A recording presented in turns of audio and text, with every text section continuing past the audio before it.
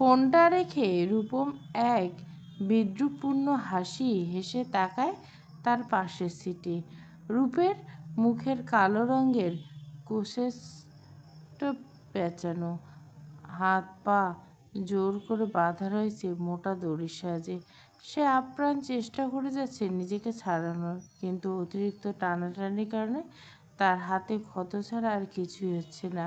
রূপম এক হাতে স্টিয়ারিং চেপে ধরে অন্য হাতে রূপের জোর করা হাত নিজের কুক্ষিগত করে নেয়। অন্য পুরুষের ছোঁয়া লাগা মাত্র রূপের ভুরু কুঁচকে যায় ঘৃণায়, যেন মাত্র এক গাদা নোংরা তার গায়ে এসে লেগেছে। রূপমের থেকে দূরে সরে যাওয়ার চেষ্টা করতে থাকে, কিন্তু লাভ হয় না। রূপম এবার তাকে এক প্রকার নিজের কোলের উপর বসিয়ে ফেলে। তারপর রূপের ঘাড়ের কাছে মুখ ঘষতে ঘষতে তার বড় বড় নিঃশ্বাস পড়তে থাকে রূপের ওই সংবেদনশীল চামড়ার উপর। তোকে পাওয়ার জন্য আমি কী না করেছি, কতটা ভালোবেসেছি তার হিসাব নেই, কিন্তু আমাকে না ভালোবাসলে ওই স্ত্রী আর কি, যে কিনা উঠতে বসতে তোর উপর জোর খাটতো। ঠিক আছে, তোর যখন এমনই ছেলে পছন্দ, তাহলে আজ থেকে আমিও তোর উপর জোর খাটবো। আমি দেখব তুই আমাকে ছেড়ে ওই ইস্তিহারের কাছে কী করে যাস। বাঁচলে একসাথে বাঁচবো, আর মরলে একসাথে মরবো। কথাটা বলে রূপম এক ঝটকায় রূপকে পাশের সিটে ছুঁড়ে ফেলে ক্ষিপ্র গতিতে গাড়ি চালাতে থাকে। তার চোখ মুখ অস্বাভাবিক রূপ ধারণ করছে। জেদের বশে মানুষটা কত প্রতিশোধপরায়ণ হতে পারে তা রূপমকে না দেখলে রূপ সেটা জানতেই পারত না। রূপের মনে অজানা ভয় কাজ করতে শুরু করছে, কারণ তারা শহরের রাস্তা ছেড়ে অন্য কোনো অজানা রাস্তায় এসে গেছে। রূপম তাকে কোথায় নিয়ে যাচ্ছে সেটা সে ছাড়া কেউ জানে না। হয়তো মৃত্যু তার খুব কাছে চলে এসেছে, এই ভেবে রূপ ডুকরে কাঁদতে থাকে। শেষবারের মতো ইস্তিহারের মুখখানা দেখতে তার খুব ইচ্ছা করে।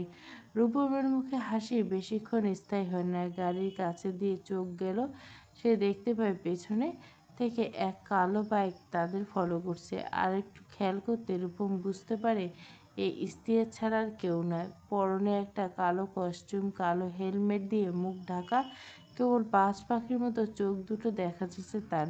মুহূর্তে রূপমের মুখের ব্যগ্রতা চেয়ে যায়। ডান হাত দিয়ে স্টিয়ারিংয়ে বারবার ঘুষি মারতে থাকে। সে বুঝে পাচ্ছে না ইস্তিহার এত তাড়াতাড়ি তার নাগাল পেল কী করে। গডড্যাম, এবার এখানে এলো কী করে। বলতে বলতে রূপম গাড়ির স্পিড আরও বাড়িয়ে দেয়, কিন্তু তাতে কাজ হয় না। ইস্তিহার পাক্কা খেলোয়াড়ি। ডাক্তারি অ্যাপ্রন ছেড়ে যখন সে আজ বাইক রাইডারের পোশাক পরেছে, তখন সে জিতেই ছাড়বে। কার সাধ্য আছে ইস্তিহারকে হারানো। সেই কলেজের জীবন থেকে বাইক রাইডিংয়ে তাকে কেউ আজ পর্যন্ত হারাতে পারেনি। ইস্তিহার রূপমের গাড়ির কাছে আসতে হঠাৎ করে কোমর থেকে রিভলভারটা বের করে গাড়ির চাকা বরাবর গুলি করে। অব্যর্থ নিশানা। গাড়ির চাকা পাংচার হতে দ্বিতীয়বার গুলি চালানোর দরকার হয় না। রূপম কী করবে বুঝে উঠতে না পেরে তড়িঘড়ি করে রূপকে টেনে নিজের সাথে গাড়ি থেকে নামিয়ে দেয়, কারণ এখন গাড়ির চাকা বদলানোর সময় নেই। ইস্তিহার এক্ষুনি তাদের ধরে ফেলবে। রূপম কোথাও যাওয়ার আগে ইস্তিহার তাদের সামনে এসে নিজের বাইকটা দাঁড় করায়। তারপর টিলেমিশি করে সপ্তপর্ণে হেলমেটটা খুলে তাচ্ছিল্য সে চোখে তাকায় রূপমের দিকে। কী ভেবেছিলি আমার চোখ এড়িয়ে আমার প্রাণভ্রমকে নিয়ে পালাতে পারবি? ভুলে যাবি না আমি ইস্তিহার মির্জা। আমার স্ত্রীকে তুই যে দুটো হাত দিয়ে স্পর্শ করছিস, সে হাত আমি চুড়িয়ে ঝলসে দিতে এক বিন্দু দ্বিধা করব না। ইস্তিহারের কথা শুনে রূপম হঠাৎ করে পাগলের মতো হাসতে শুরু করে।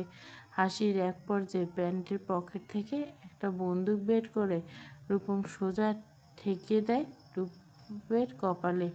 আমাকে মারবি না তুই, মার, কিন্তু তার আগে যে আমি তোর প্রাণভ্রমকে শেষ করব। রূপ যদি আমার না হতে পারে, তাহলে আর কারো হবে না। এই পর্যায়ে ইস্তিহার কিছুটা ব্যতিব্যস্ত হয়ে পড়ে। নিজের হাতের বন্দুকটা মাটিতে রেখে ভয়ার্ত গলায় রূপমকে বলতে থাকে, ওকে ছেড়ে দে, ওর কিছু করবি না। তোর শত্রুতা আমার সাথে, দরকার হলে আমাকে মেরে ফেল, কিন্তু আমার স্ত্রী সন্তানের গায়ে একটা টোকাও দিবে না। এই তো বাবা লাইনে এসেছ, চলে যা এখান থেকে। রূপ আমার, রূপকে তোর চেয়ে আমি বেশি ভালোবাসি। তুই ওকে আমার থেকে এভাবে কেড়ে নিতে পারবি না। ভালোবাসার মানুষকে কিভাবে আঘাত করতে পারবি তুই?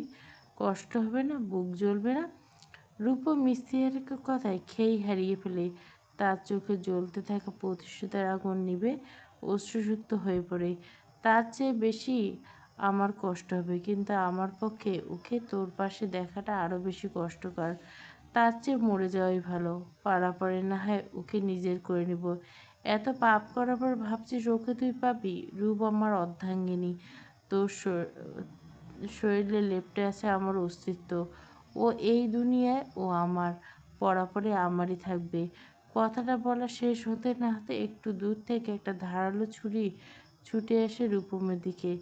যে হাত দিয়ে রূপের মাথায় বন্দুক ঠেকিয়ে রাখছিল, ছুরির আঘাতে সেটা দেহ থেকে এতে রূপম চরম যন্ত্রণায় আর্তনাদ করতে করতে নিচে পড়ে যায়।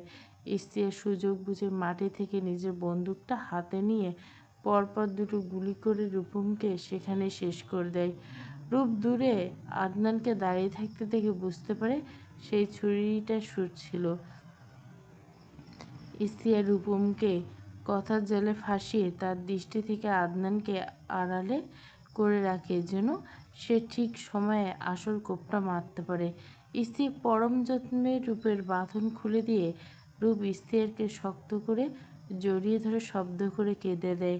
স্ত্রী রূপকে নিজের বুকে পেয়ে স্বস্তির নিঃশ্বাস ফেলে। তবে পর মুহূর্তে আদনানের দিকে তাকিয়ে ভুরু উঁচিয়ে ইশারায় কিছু একটা জিজ্ঞাসা করতে আদনান তার মোবাইলে থাকা একটা ছবি উঁচিয়ে ধরলে দেখা যায় আরমিন আর অরুণাকে চেয়ারের সাথে বেঁধে রাখা হয়েছে। ক্ষতবিক্ষত তাদের শরীর, প্রাণ ঢুকে আছে শুধু, সেটাও ধুকে ধুকে বের হওয়ার উপক্রম। এটা দেখে স্ত্রীর মুখে এক পৈশাসিক হাসি ফুটে ওঠে। নিম্ন কণ্ঠে সে নিজে মনে মনে বলে, একটাকে শেষ করছি, এখন বাকি দুটোকে আজ রাতে সারতে হবে। ডাক্তার ইশতিয়াক, পর্ব ৫। পুরো গল্পটা প্লেলিস্টে। সবসময় একটা কথা বলি, আমি যা গল্প শুরু করি তার এন্ড অবধি দিব, শুধু চ্যানেলের সাথে থাকবে।